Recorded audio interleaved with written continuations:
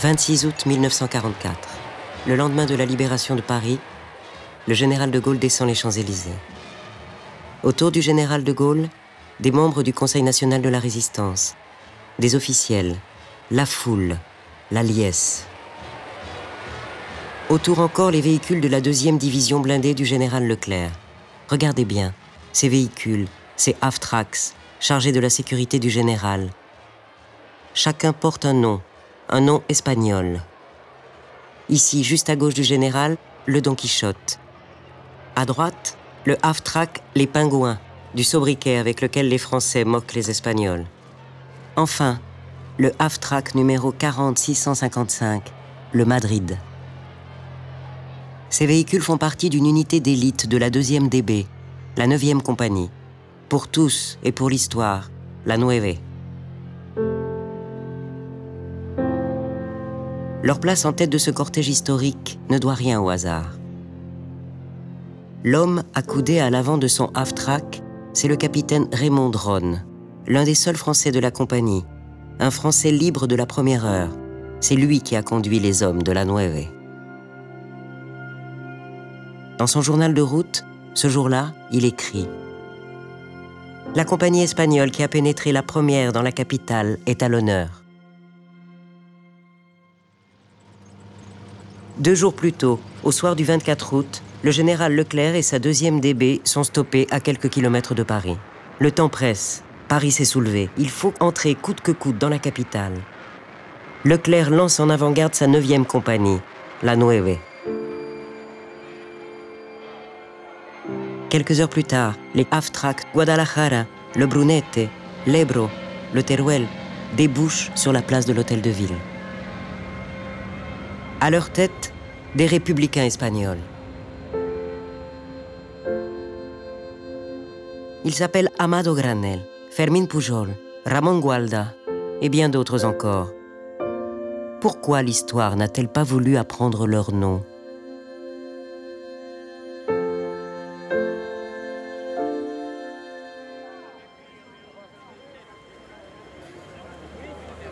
Paris, août 2004. Après 60 ans de silence, la ville de Paris rend son premier hommage à ses libérateurs oubliés. J'invite messieurs Manuel Fernandez et Luis Royo Ibanez, derniers survivants des républicains espagnols engagés dans la 2e DB, à nous rejoindre. Merci. Luis Royo et Manuel Fernandez sont les derniers survivants de cette histoire perdue.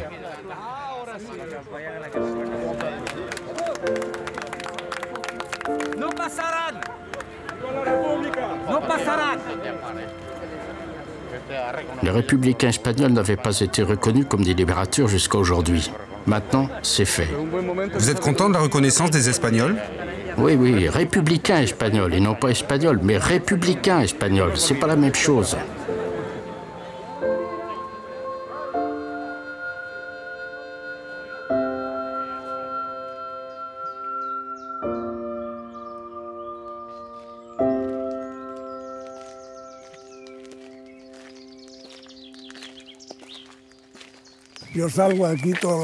Je me promène ici chaque matin. Je marche dans le bois, par un chemin, comme celui-ci.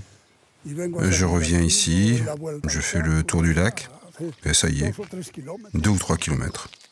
Manuel Fernandez vit depuis 10 ans dans sa maison de retraite, en Bretagne.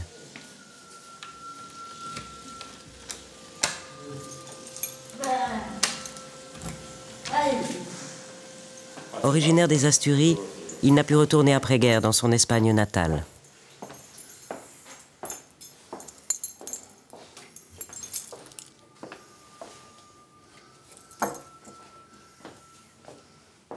À la fin de la guerre, j'étais à Paris, dans l'hôpital du Val-de-Grâce.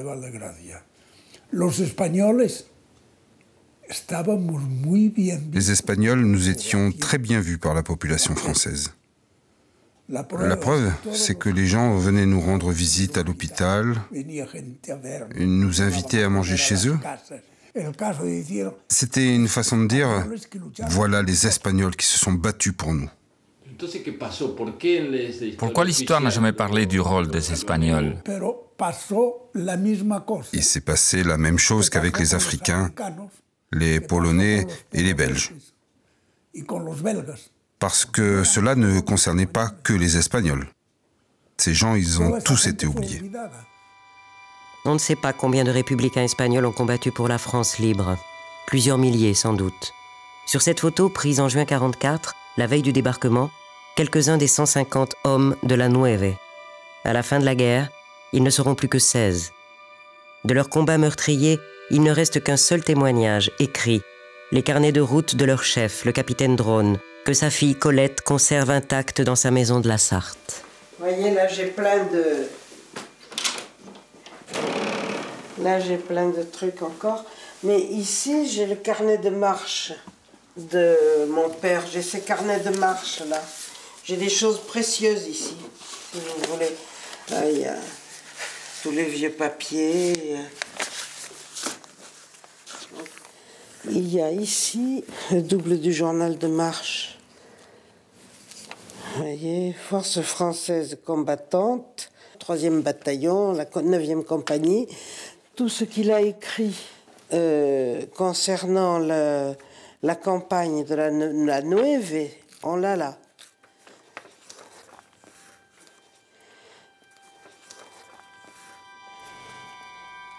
Sur ces carnets de l'armée américaine, le capitaine Drone a consigné l'incroyable épopée des Espagnols de la Nueve. Mais l'histoire de ces hommes, il fallait la chercher plus loin, aux premières heures de la jeune République espagnole, aux premières heures de leur engagement contre le soulèvement du général Franco.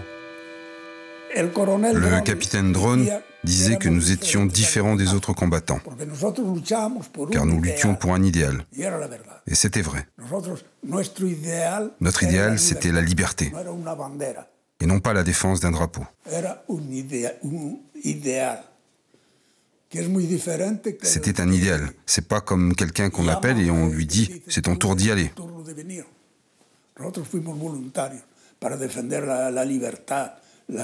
Nous étions des volontaires pour la défense de la liberté, celle que Franco nous avait prise.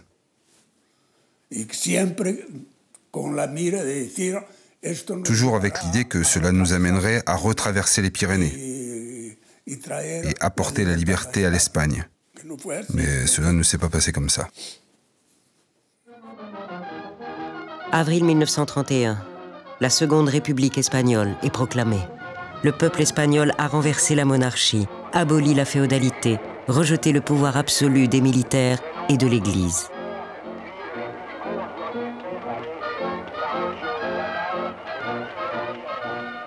Manuel a 13 ans. Son village, comme toutes les Asturies, une province minière du nord de l'Espagne, a massivement voté pour la République. J'étais jeune, mais je me souviens encore de ces instants de joie au village. Les gens descendaient des montagnes. C'était comme la liberté qui arrivait.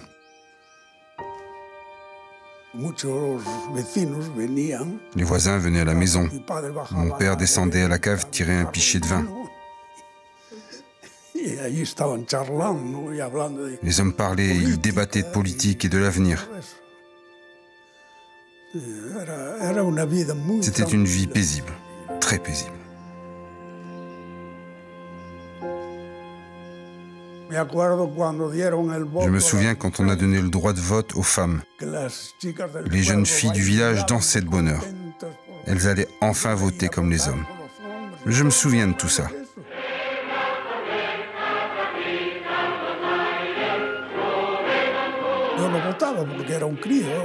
Moi, je ne votais pas, j'étais trop jeune. Mais je me souviens, je participais comme tous les garçons de mon âge. On assistait aux réunions. Là, il n'y avait pas la police, ni personne pour contrôler. Les réunions se tenaient au milieu de la rue.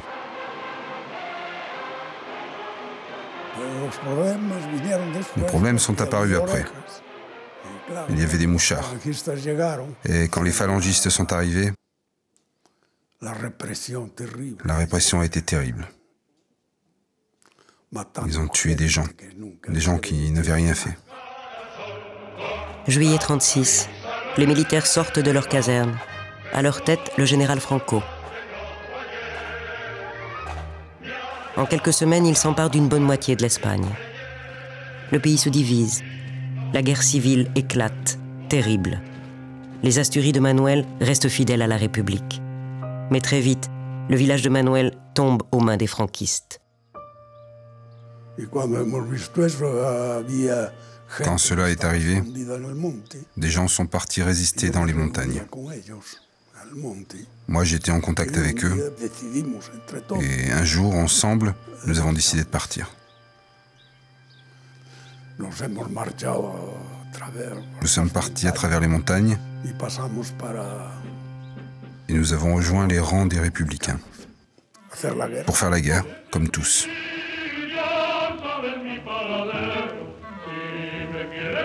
Comme des milliers de civils espagnols, Manuel rejoint les rangs d'une armée nouvelle que le gouvernement républicain constitue dans l'urgence.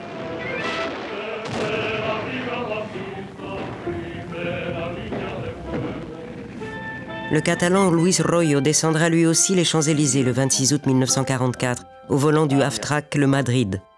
Quand la guerre civile embrase la Catalogne, il n'a que 17 ans. Dans la guerre, à un moment donné, la situation devint très difficile. Barcelone était bombardée tous les jours. Des bombes sont tombées à 100 mètres de la maison.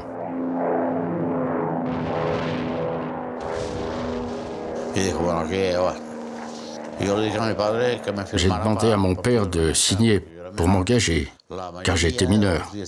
La majorité était à 18 ans et j'en avais 17. Mon père ne voulait pas, mais il a fini par signer.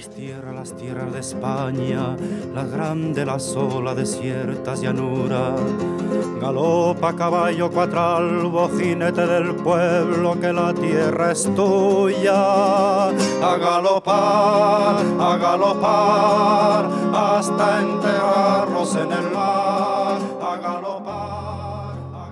Hitler et Mussolini mettent leurs armées au service de Franco. En face, les démocraties, la France et l'Angleterre en tête, tergiversent, puis abandonnent la République espagnole à son sort. Comme un signe précurseur de la guerre éclair qui va bientôt emporter l'Europe, les avions de la Légion Condor s'emparent du ciel d'Espagne. 15 000 officiers de l'armée de l'air nazie vont ainsi se succéder, s'entraîner et répandre la ruine. Ils rasent Guernica, bombardent Madrid, Barcelone et les principales villes de l'Espagne républicaine. Mal équipée, composée principalement de civils, aidée de volontaires venus du monde entier, la République résiste 3 années durant.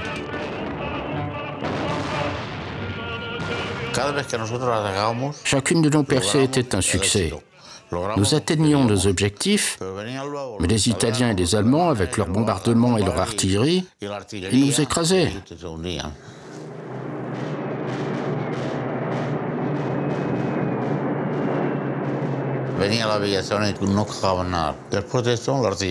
Les avions détruisaient tout, puis l'artillerie. La montagne prenait feu. Il fallait se planquer dans son trou.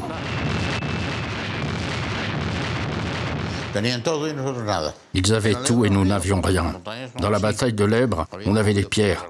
Nous prenions des grosses pierres, on les basculait sur les pentes. S'ils les recevaient sur la tête, c'était pas mal. C'était des blocs gros comme ça. Moi, des morts phalangistes, je n'en ai jamais vu. Mais les nôtres, oui. Les unes après les autres, les provinces républicaines tombent aux mains des franquistes. Manuel Fernández est capturé. Il est transféré à la prison de León. La ville est alors la base arrière de la Légion Condor. Pour Manuel, c'est la première rencontre avec des militaires nazis. À San Marcos de León, nous étions dans une sorte de cour. Ça s'appelait le patio du musée de San Marcos de León. C'était en réalité un camp d'extermination. Presque tous les soirs, on sortait des prisonniers pour les fusiller. Et les Allemands venaient pour nous prendre en photo. Ils obligeaient les prisonniers à baisser leurs pantalons, à faire semblant d'écraser leur pouls. Et eux, avec leurs appareils, ils tentaient de photographier les poux. Ils nous regardaient comme si on était des animaux. Et de temps en temps, ils nous crachaient au visage.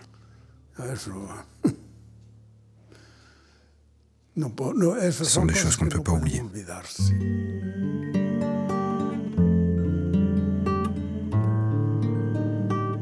Février 39, la République est vaincue. C'est la retraite, la retirada. 500 000 réfugiés franchissent les cols des Pyrénées. Ils piétinent sur la frontière. Parmi eux, 150 000 soldats de l'armée républicaine défaite. Les Français accueillent mal ces Espagnols qui viennent troubler la paix fragile négociée avec Hitler à Munich quelques mois plus tôt. Quand on a rejoint la frontière française, il neigeait beaucoup, au moins 60 cm.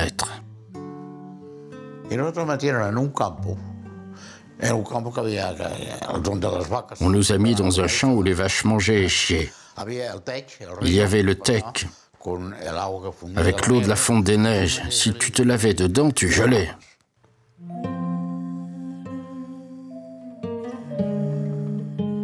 Le gouvernement français abandonne ses réfugiés, sans abri, à même le sable de la Méditerranée, derrière des barbelés solidement gardés. En France, il n'y avait pas de camp, il n'y avait rien. Ce sont les Espagnols qui ont construit les baraques, avec le bois qu'on leur donnait. Quand le camp d'Agde a été prêt, on nous y a emmenés. On était 125 dans chaque baraque. Tu sais ce que c'est que d'être enfermé là-dedans toute la journée? Certains attrapaient les mouches.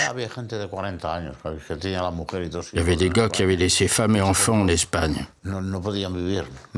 Sans aucune nouvelle, ils ne pouvaient plus vivre. Ils devenaient fous. Pour ces républicains, l'urgence est malgré tout ailleurs que dans leurs conditions de vie. Ils ont vu la puissance allemande. Le plus tôt les démocraties se décideront à l'affronter, le mieux ce sera. Nombreux sont les Espagnols qui demandent à s'engager dans l'armée française.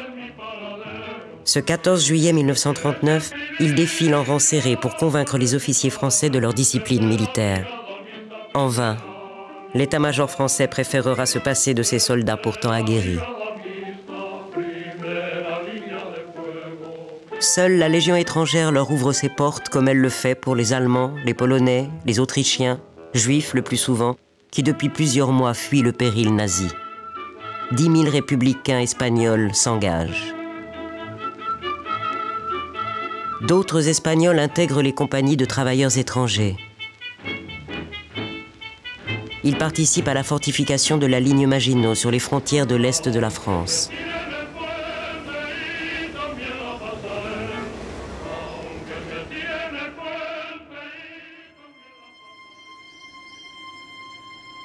Mai 1940. Alors qu'en France, l'Allemagne lance sa grande offensive, Manuel parvient à s'évader des prisons de Léon. J'avais une dent contre les Allemands.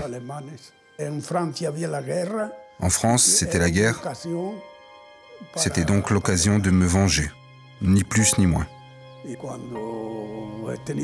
Quand j'ai eu l'occasion, quand l'opportunité de passer la frontière s'est présentée, je l'ai fait. Et au lendemain de mon arrivée, j'étais déjà dans une caserne. Je ne suis pas venu en France pour être enfermé dans un camp. Non, non. Que venez-vous faire ici? Je viens faire la guerre. Au bout de 8 jours, on m'a envoyé au front avec la Légion étrangère. Sur le front, les régiments de fantassins aux ordres de généraux dépassés sont écrasés par l'aviation et les blindés allemands. Ces officiers français qui, quelques mois plus tôt, moquaient les républicains espagnols chaussés d'espadrilles, ont tenu moins de 5 semaines devant la Wehrmacht. Ça a été pour moi la plus grande désillusion de ma vie. Il y a eu des moments où je pleurais comme un gosse.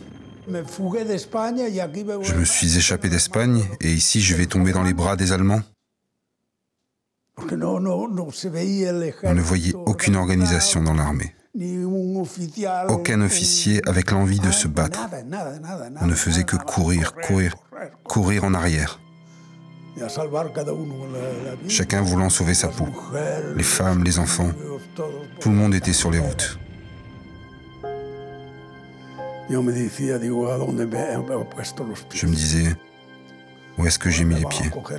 Cette fois, je vais me faire prendre pour de bon.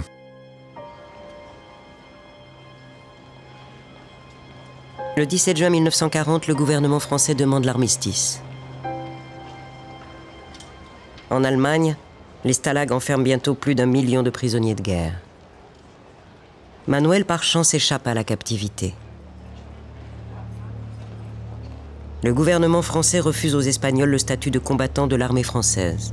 Livrés aux nazis, 7500 d'entre eux sont transportés au camp de Mauthausen. Ces Espagnols sont les premiers déportés de France. 6000 y trouveront la mort.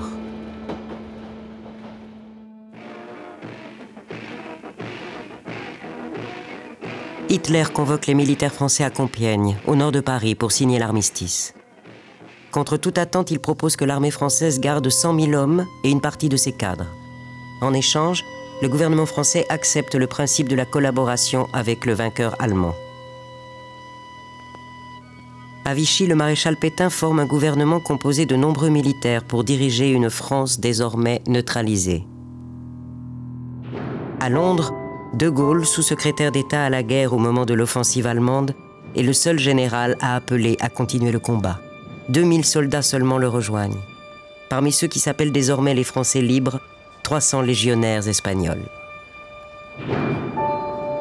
En France, la situation des réfugiés républicains devient difficile. Suspects aux yeux du gouvernement Pétain, beaucoup se retrouvent à nouveau enfermés dans des camps de rétention avant d'être remis aux franquistes, souvent condamnés à une mort certaine. Les gendarmes nous ont dit c'est l'Allemagne ou l'Espagne. J'avais combattu les Allemands en Espagne, j'avais échappé à la mort 3 ou 4 fois, je ne voulais donc pas finir en Allemagne. Et je ne pouvais pas rentrer en Espagne. Que pouvais-je faire d'autre? Je serais bien parti en Angleterre, mais on m'en empêchait. Alors j'ai rejoint la Légion étrangère. Nombreux sont les combattants de la guerre d'Espagne qui se font oublier dans ce qui reste de la Légion étrangère. Je m'appelais Dupont. J'étais au port sur le point d'embarquer quand soudain on fait « Comment vous appelez-vous » J'ai dit Dupont, je suis français, je m'appelle Dupont. Les Allemands qui contrôlaient ne pouvaient pas entendre mon accent espagnol. Les Italiens non plus. Alors je suis monté à bord d'un bateau, le Marigot. Nous dormions sur le pont. De Marseille, il a fallu 3 jours pour rejoindre Oran.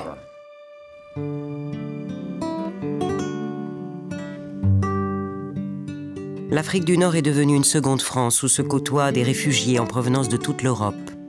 Parmi eux, de nombreux Espagnols qui ont traversé la Méditerranée à la fin de la guerre civile. La plupart ont fini internés dans des camps éparpillés aux abords du Sahara. Outre les Espagnols, des communistes, des gaullistes sont amenés dans ces camps punitifs par les autorités de Vichy. Sur ces photos, une équipe de travail sur le chantier du Transsaharien, dont traverses et rails se perdent dans le désert.